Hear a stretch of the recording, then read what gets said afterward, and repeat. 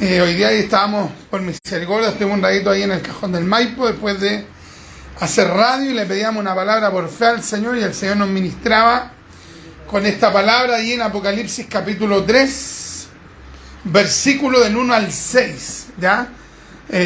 Siempre usted, hermano, debe tener claro que Dios habla. Habla de una manera, uno puede leer un texto que incluso hasta se lo sepa de memoria. Pero viene el Espíritu y le enseña algo nuevo. No algo nuevo, digamos, contrario a lo que Dios le dijo antes, no, sino que algo complementario. Viene una profundidad de Dios muy grande.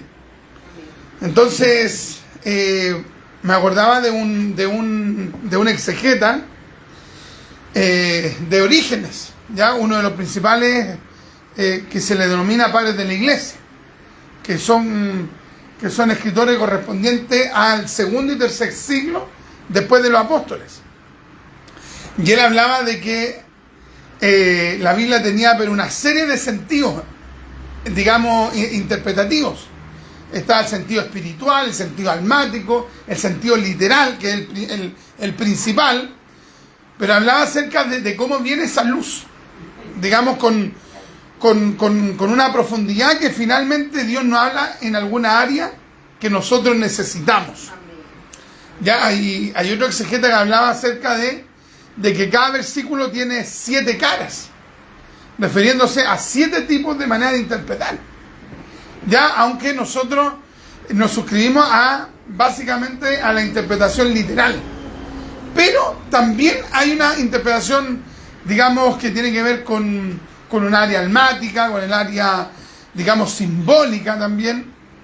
Así que la palabra siempre tiene ese río de iluminación, ¿ya? Así que busquemos entonces en nuestras Biblias, Apocalipsis capítulo 3, del versículo 1 al 6, ¿ya? Que Dios nos bendiga en esta hora de la tarde. Dice así la Escritura: en el nombre de Jesús, para la gloria del Padre, del Hijo y del Espíritu Santo. Amén.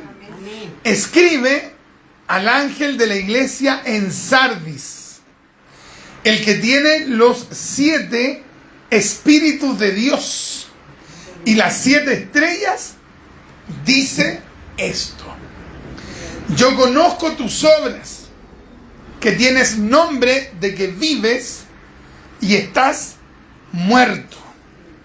Sé vigilante y afirma las otras cosas que están para morir, porque no he hallado, ¿en qué texto quedamos acá? 2, porque no he hallado, porque no he hallado tus obras perfectas delante de Dios. Tremendo. Acuérdate pues de lo que has recibido y oído, y guárdalo y arrepiéntete. Pues si no velas, vendré sobre ti como ladrón, y no sabrás a qué hora vendré sobre ti. Pero tienes unas pocas personas en Sardis que no han manchado sus vestiduras, y andarán conmigo en vestiduras blancas, porque son dignas. El que venciere será vestido de vestiduras blancas, y no borraré su nombre del libro de la vida, y confesaré su nombre delante de mi Padre y delante de sus ángeles. El que tiene oído, oiga lo que el Espíritu dice a las iglesias. Amén. Ahora vamos a pedirle a la hermanita Francesca entonces que nos colabore para que nos lea esta paráfrasis. Ya, esta es una versión popular, que es la traducción al lenguaje actual. Amén.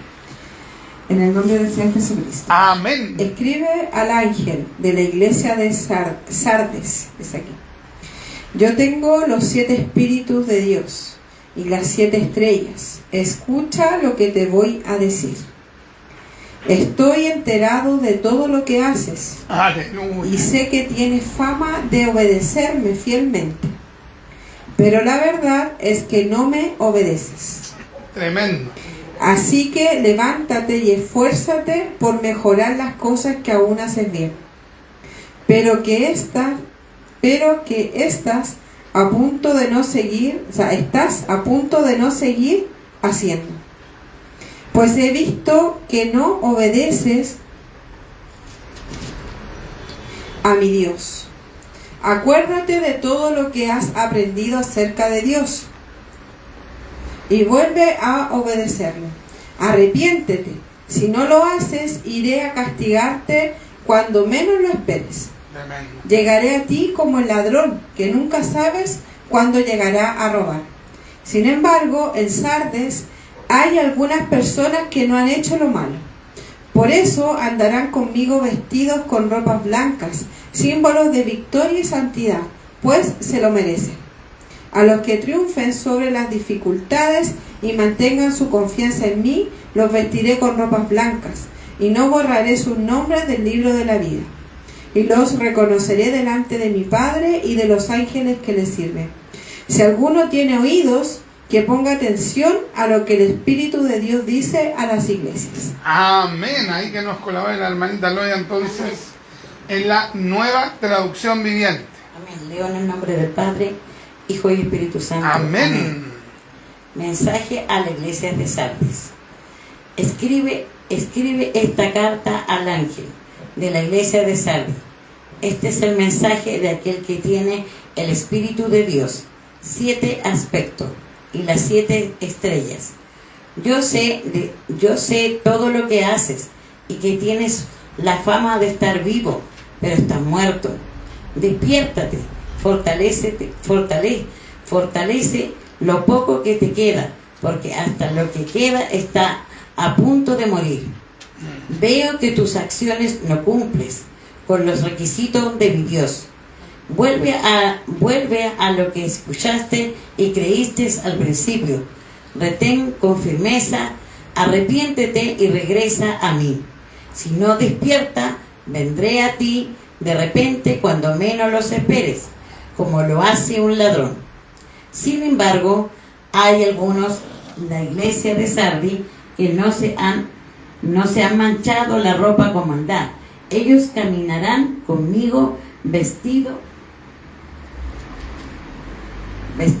blancos, porque son dignos. Todos los que salgan vencedores serán vestidos de blanco. Nunca borraré sus nombres del libro de la vida, sino que anunciaré delante de mi Padre y de los ángeles que ellos me pertenecen. Todo el que tenga oídos para oír debe escuchar al Espíritu y entender lo que dice a las iglesias. Amén. Amén, amén, amén, amén. Así que vamos a meditar en esta porción bíblica de la palabra del Señor, que se encuentra aquí en el libro de Apocalipsis, en el capítulo 3, ¿ya? Por mucho tiempo, nosotros, digamos, sobre todo los de fe, digamos, pentecostal, evangélica pentecostal, hemos considerado el valor del libro de Apocalipsis. Pero, en algún periodo, sobre todo de la Reforma, si bien es cierto, los reformadores tuvieron aspectos muy positivos, hasta el día de hoy lo reconocemos, pero también en el caso de los reformadores no le dieron el énfasis que tenía que tener el libro de Apocalipsis dentro de sus ministerios. Ya, por ejemplo, el caso de Juan Calvino, que comentó muchos libros de la Biblia. Cuando se le preguntaba acerca del libro de Apocalipsis, él decía que él no hablaba del libro de Apocalipsis porque no lo entendía. Imagínense una persona tan eminente como él. Habían otros que incluso hasta cuestionaban si el libro de Apocalipsis tenía que estar en el canon bíblico. O sea, imagínense al error al que llegaron algunos. Entonces, a Dios gracias que ha venido una revaloración, ha venido un nuevo sentir de parte del Espíritu de Dios dentro de los hermanos para poder estudiar el libro de Apocalipsis, y especialmente en los tiempos en aquello que nos encontramos. ya tiempos complejos, tiempos de pandemia, de estallido social, tiempos, hermano, de manipulación, sobre todo, por ejemplo, de los gobiernos hacia las personas. Entonces, mucha gente queriendo conocer un poco más del plan que Dios ha establecido hacia el futuro, han leído la palabra de Dios, el libro de Apocalipsis, para saber qué se avecina. Entonces aquí en el libro de Apocalipsis no solamente se habla de los hechos futuros, digamos, por ejemplo, en cientos de años más, sino que también las Escrituras, aquí en el libro de Apocalipsis, nos habla acerca de la condición espiritual que habría entre muchos creyentes. Amén. ¿Ya? Entonces, es importante el conocer, por ejemplo, desde el capítulo 5 en adelante, que básicamente de allí ya comienza a hablarse del plano más escatológico, en el capítulo 6 y 7 en adelante, los juicios, etcétera. Pero es menester que nosotros también estudiemos el capítulo, digamos, 2 y capítulo 3, que habla acerca de la condición que iban a tener las iglesias, los estados espirituales. Los estados espirituales. Porque finalmente hay muchas personas que llegan a la conclusión que da lo mismo como esté en la iglesia, porque al final ellos sostienen donde la salvación es por gracia, la gente se va a salvar porque es por gracia, y nosotros como iglesia local creemos en la salvación por gracia. Amén. Absolutamente. Pero creemos a la vez que esa salvación por gracia se evidencia en las personas, se ven los frutos. Por ejemplo, si yo voy a un árbol de manzana, no puedo encontrar pera. Si yo voy a un tomatal, no puedo pretender encontrar melones. Entonces, aquí las Escrituras nos enseñan con total claridad que hay una correlación, hay una relación entre lo que es un hijo de Dios y los frutos que brotan de él. Entonces, en el caso, hermano, de aquí de la iglesia que estamos, digamos, leyendo, estudiando, reflexionando, que es la iglesia de Sardis, Dios le habla, el Mesías, Cristo mismo le habla a la iglesia de Sardis y le da un diagnóstico pero tremendo. Ya, un diagnóstico tremendo. Hoy día yo leía bien temprano a un escritor, digamos, evangélico, Martin Lloyd-Jones, donde él hablaba acerca de cómo es, porque él es médico, él es doctor. Entonces, él hablaba de cómo cuando un doctor va a diagnosticar a una persona, la puede diagnosticar en primer término, si es bien versado, si es bien estudioso, puede diagnosticar bien a una persona sin tener que, por ejemplo, hacerle un examen. Hay veces que la enfermedad es tan sofisticada que necesita una evaluación más específica. Por ejemplo, una radiografía, un escáner, una resonancia. Pero hay médicos que tienen tantos años dedicados, digamos, a su profesión, que logran distinguir síntomas, señales. Por ejemplo, una persona puede tener tales síntomas y hay gente que esos síntomas puede interpretarlo, por ejemplo, en base a 3, 4 enfermedades. Pero hay gente que es más perita, que tiene más estudios, más experiencia, que ha visto más casos, que de repente ve un síntoma más que otros no ven, pero él lo distingue. Y ese pequeño síntoma determina que digamos, cuál de esas enfermedades que eventualmente en realidad es la que tiene la persona. Entonces, en este caso, hermano, el mensaje a la iglesia son diagnósticos, son análisis del Espíritu de Dios que muestran el estado espiritual de una iglesia, de una congregación. Por ejemplo, nosotros, hermano, por ejemplo, los que somos papás, como papás, podemos tener una opinión más certera de nuestros hijos. Los conocemos. Hay rasgos que los distinguen. Hay conductas que uno dice, mi hijo anda aquí, anda acá, o le pasa tal cosa, uno lo ve, uno lo observa. En el caso de Cristo, obviamente donde Él es Dios, conoce plenamente a las iglesias y a los que componen las iglesias. Y el Señor le dice, escribe al ángel de la iglesia en Sardis. Entonces yo pensaba, hermano, mientras estábamos allá en el cajón del Maipo acerca de esto, cómo el Señor le habla al ángel, es decir, al mensajero, eventualmente al pastor de la iglesia de Sardis.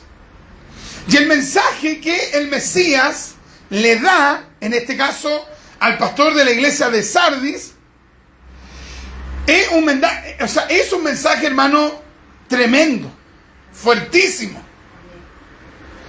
Porque es fácil cuando por ejemplo miramos la casa del vecino, cuando miramos la iglesia, porque se da cuenta que hay gente que habla solo de otra iglesia.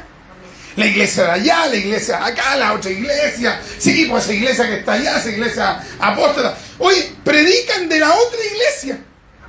Y el hermano va al culto, se sienta y le hablaron de la iglesia de al lado. Se fue y se fue pensando, uy, qué mala la iglesia de al lado. Qué mala. Uy, esa corporación es terrible. Y así se la llevan durante todo un año hablando de la iglesia de al lado. Pero en el caso de Cristo, Dios le habla a este pastor y le habla de su propia iglesia, de la iglesia que Él dirige. Porque ¿qué es más fácil, arreglar la casa del vecino o arreglar mi propia casa? ¿Cierto? Uy, la casa del vecino es fea, mira cómo está ahí, mira el pasto, mira esto, mira, uy, todas las peleas que hay. Pero la casa de uno, ahí es más difícil. El que tiene los 7 espíritus de Dios y las estrellas dice esto. El Mesías habla, el dueño de la iglesia. El que tenía y tiene la totalidad de la obra del Espíritu de Dios. Yo conozco tus obras, que tienen nombre de que vives y estás muerto. Y es tremendo, hermano, porque ya aquí el versículo parte con algo duro, hermano. Fuertísimo, lo que Dios le dice a este pastor. ¿Qué es lo que le dice? Le dice algo fuerte, lacerante. Yo conozco tus obras. Yo conozco tus obras, que tienen nombre de que vive y está muerto. O sea, lo primero que podría haber dicho ese pastor, pensemos, imaginémonos qué habrá sucedido en la mente, porque esto es lo que el Espíritu me hacía meditar hoy día, mientras estábamos entre medio de unos litres. Pensaba, hermano, en que, piensa usted, ¿qué abre? Porque esta carta se escribió, la recibió Juan, la escribió, la envió. En algún momento estas cartas llegaron donde tenían que llegar. ¿Dónde tenía que llegar esta carta? A Sardis. En algún momento le llegó la carta a este pastor. Hoy, ¿sabe que yo era impactado por el Espíritu Santo, hermano? ¿Qué habrá sentido ese pastor cuando le llegó la carta a la mano? Y que le dijeran, pastoree esa iglesia, esa congregación, de ti para abajo. Tienen fama de amarme, pero en realidad no me aman. Tienen fama de ser fieles, pero ustedes no son fieles. Tienen fama de ser una iglesia que me sirve, pero ustedes saben que no me sirve. Ustedes están muertos. ¿Qué ha sentido ese pastor? Oye, qué impresionante. Claro que se me mandan una carta. Y la carta, por ejemplo, yo presido Sardis y resulta que me llega la iglesia, me llega la carta de la iglesia de Éfeso, yo la tomo y digo, uy, ¿cómo está esa iglesia? ¿Qué pasa con ese pastor? Ah, ¿cierto? Es más fácil. Y te ponía a hablar, ¿y tú qué opináis? ¿Cierto? Mire cómo son. ¿Viste lo que dijo el Señor de los hermanos de eso? ¿Supiste lo que pasó en la iglesia metodista pentecostal? ¿Supiste lo que pasó en la iglesia evangélica pentecostal? Uy, es fácil. ¿Qué habrá sentido cuando le llega la carta? El pastor de esa iglesia. Le llega la carta. Oh, el Señor, porque alguien le dijo, oye, Juan tuvo una tremenda revelación. Y habla de esta iglesia. Te cuento, habla de la iglesia que tú dirigí. Y la persona, ¿qué puede pensar? Ah, el Señor habla de la iglesia de nosotros. Ah, qué bendición. Quizás que hable. Que estamos súper bien haciendo eventos, haciendo aquí, yendo para allá, visitando. Y de repente comienza a ver la carta. Y la carta no dice nada de eso. Sino que Dios dice, yo conozco tus obras que tienen nombre que vives y estás muerto. ¿Qué habrá sentido ese pastor? Y después ese pastor, si tomó la carta y se la leyó a la iglesia, ¿qué habrá sentido? ¿La iglesia? Yo creo que más de alguien podría haber dicho, no, yo creo que Juan escribió en la carne, a lo mejor Dios no le quiso hacer eso. Tal vez escuchó Sardis, pero a lo mejor era otra iglesia.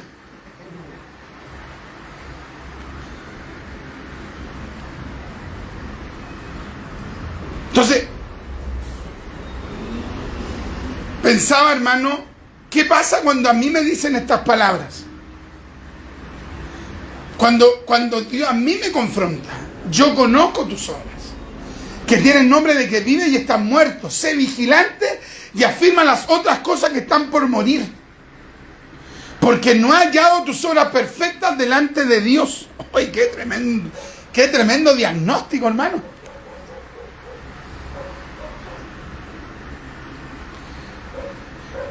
¿Qué hubiéramos esperado o qué hubiese usted esperado si usted hubiera estado ahí presenciando la primera vez que se leyó esta carta en Sardis? ¿Qué hubiésemos esperado? Por ejemplo, yo hubiera estado sentado ahí y el pastor hubiera dicho, mire, esto es lo que el Señor nos mandó a decir. Yo creo que cuando yo lo hubiera escuchado, yo hubiera quedado impresionado. ¿Y qué es lo que hubiese esperado yo? Primero, yo quebrantarme. Si yo hubiera sido miembro de esa iglesia, yo me quebranto. ¿Y qué es lo que hubiera esperado yo? Que todos hubieran estado llorando. Hay que arrepentirse aquí. Hay que buscar a Dios. Dios nos está dando la última oportunidad. Aquí cualquiera se puede equivocar. Hasta una escala se puede equivocar. Pero Cristo no se puede equivocar. Y si Cristo dijo esto, es porque es así. ¿Y qué hubiera pasado si uno hubiera estado ahí presente y todo así, indiferente? Ahí uno hubiera dicho, no, realmente esto es tan peor de lo que ellos piensan.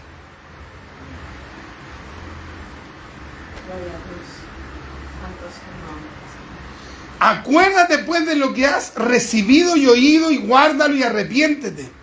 Pues si no velas, vendré sobre ti como ladrón y no sabrás a qué hora vendré sobre ti. Bendito sea Dios. Es una palabra tremenda. Y yo me quiero detener, hermano, básicamente en este versículo 4. Porque mira lo que le dice Dios. Yo pensaba esto. Cuando la estaba leyendo el pastor de esa iglesia, ¿qué habrá pensado? ¿Qué habrá sentido? Al llegar a esta parte, pero tienes unas pocas personas en Sardis que no han manchado sus vestiduras. ¿Qué habrá sentido él cuando leyó eso? Tienes unas pocas personas en Sardis que no han manchado sus vestiduras. O sea, en lenguaje popular, ¿qué le estaba diciendo Dios? Porque tienen unos poquitos que se van a salvar y todos los demás salir al infierno si no se arrepienten. Oye, ¿qué habrá sentido ese pastor en ese momento al leer? Yo creo que debió de haber dicho, pero ¿cómo tengo pocas personas que se van a salvar?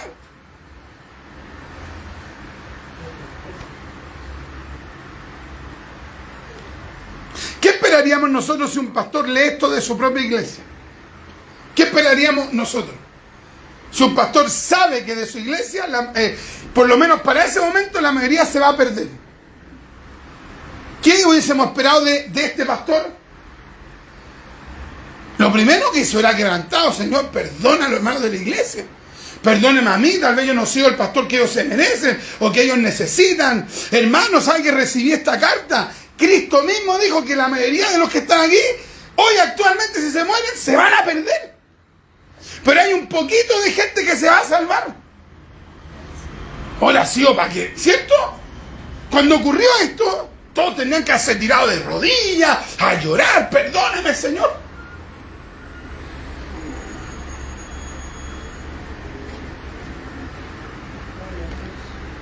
Bendito Dios. Pero tienes unas pocas personas. Qué tremendo, hermano, poca gente.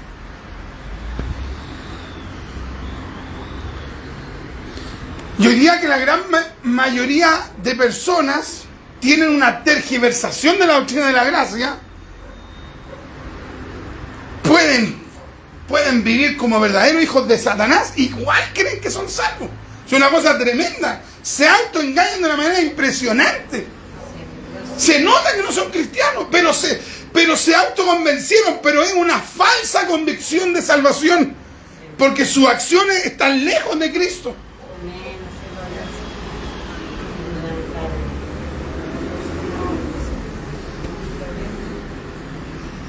Y le preguntaba al Espíritu de Dios, ¿qué hará sentido ese pastor? Porque ¿cuál tendría que ser el objetivo superior de un pastor? Que todos se salven. O sea, ese debería ser el deseo de ese pastor, o por lo menos la mayoría. Porque es diferente que si aquí el texto hubiese dicho, pero reconozco que la gran mayoría de los que tú pastoreas se van a salvar, porque me aman. Es diferente a que te digan, tenía una iglesia, algunos se jactan, tengo 500, tengo 300, tengo 1000, tengo 2000, tengo 3000.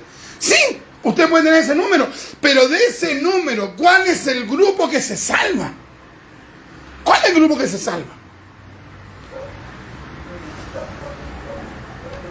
Entonces me preguntaba, hermano, ¿a los líderes realmente le importará que su gente se salve? ¿Le importará realmente? ¿Estará en su preocupación? Yo anhelo que los hermanos de la iglesia se salven. ¿O realmente lo único que le importa es que él sea sostenido en su trabajo y ser sostenido con eso? ¿Estará realmente ese interés de decir, Señor, yo quiero que los hermanos se salven? Yo creo que si hago algún velorio, tener la convicción que el hermano que se murió se salvó. Pero lamentablemente pareciera ser que a la gente no, y a los líderes le importa re poco si la gente se salva o no. Pero tienes unas pocas personas en Sardis que no han manchado sus vestiduras. ¿Cómo se habrá sentido el pastor en ese momento? Pensemos que el pastor amaba a Dios.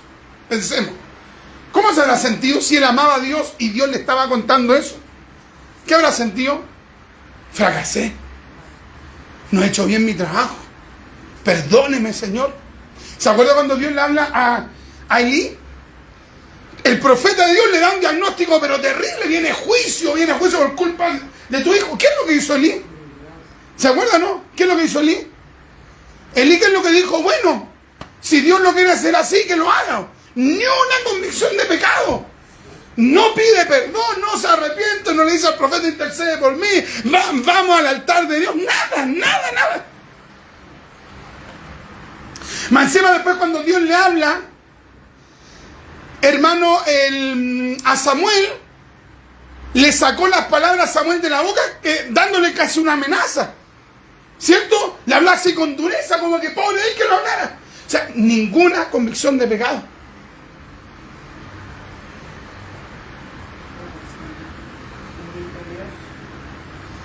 Entonces, si este hombre amaba a Dios, no sabemos el nombre, no sabemos quién es, pero lo que sí sabemos es que había un pastor ahí, y en algún momento él supo esto. Si él amaba a Dios, tuvo que haberse sentido, pero muy mal. Si a un pastor le dicen, pastor, le quiero contar que de su iglesia la mayoría se va a perder. Si hoy día se mueren de ahí, se van a perder. Debe ser fuerte. Pero pensemos si a este pastor lo único que le importa es vivir bien él. Que le digan esto. ¿Cree usted que le va a importar? No está ni ahí, pues hermano. Le diga la noticia. ¿Sabéis qué? Son pocos los que se van a salvar. ¿Qué? Ya, pues bueno, la responsabilidad es de ellos. La salvación es personal. Vaya, se va a ir por ese lado. Qué terrible, hermano. Ahora, dejemos al pastor de Sardis al lado, lo vamos a dejar ahí tranquilito.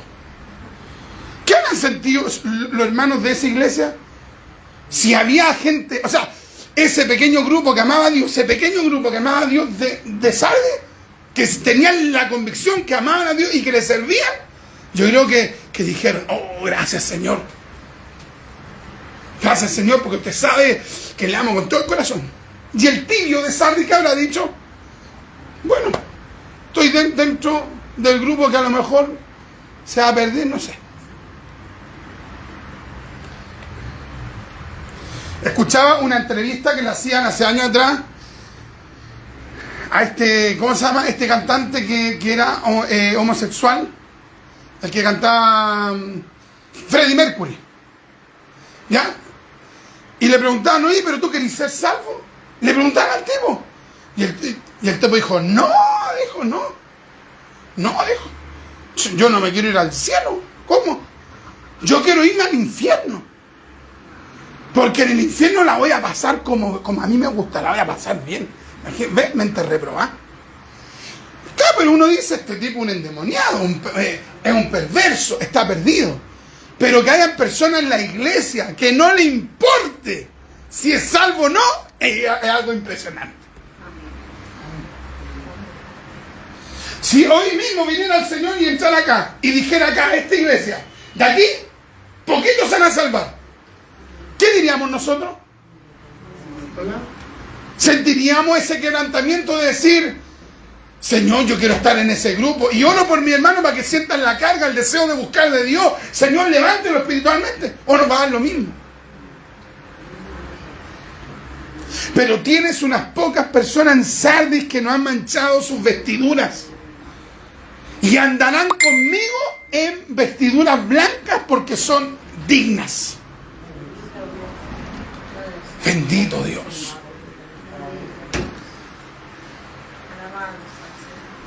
Con una palabra así, sería hubiese sido para que todos hubiesen llorado, para que todos se quebrantaran, para que todos hubieran buscado el perdón de Dios, del pastor para abajo, buscando el perdón de Dios. Pero ¿sabe qué? Esto básicamente hoy se ignora, pero es una realidad.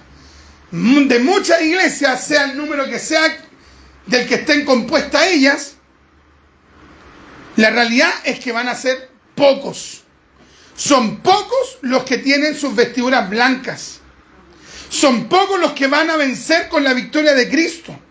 Son pocos los que sus nombres no serán borrados del libro de la vida. Son poquísimos.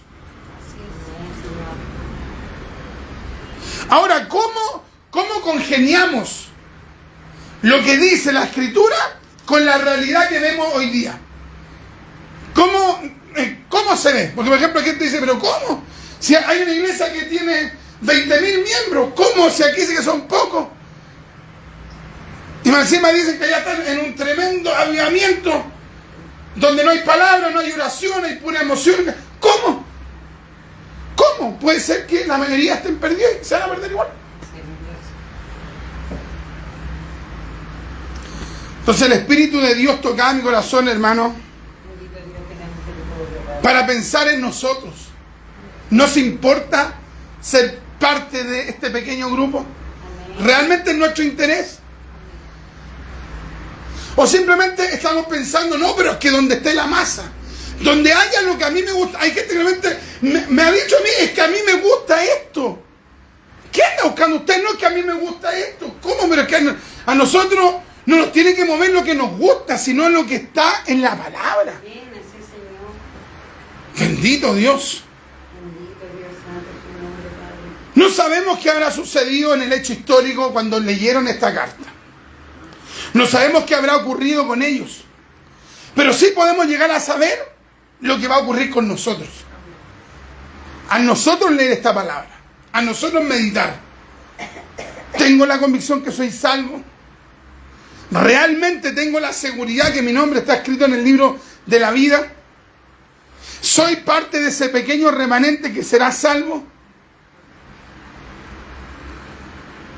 ¿Mis familiares son realmente salvos? ¿La iglesia que conocemos realmente está en la voluntad de Dios? ¿O simplemente son grupos, parte del movimiento mayoritario que no les importa en lo más mínimo esto? El Señor es claro, dice: el que tiene oído, oiga lo que el Espíritu dice a las iglesias. Bendito Dios. Como decía una traducción, ponga atención. Si alguien tiene oídos, que ponga atención Que- a lo que el Espíritu de Dios dice a la Amén. Así que vamos a poner nosotros atención. Le vamos a pedir a Dios. Amén. ¿Sabe qué? Hay personas que de repente a mí me han dicho, y a lo mejor ustedes le han dicho, o usted mismo tal vez se ha preguntado: ¿soy salvo? Hay gente que me ha dicho: hermano, míreme bien, ¿usted cree que soy salvo? ¿Cómo lo voy a saber yo? Si el Espíritu de Dios da testimonio a nuestro espíritu de que somos hijos de Dios. O sea, ¿quién va a saber eso? El Espíritu con la persona.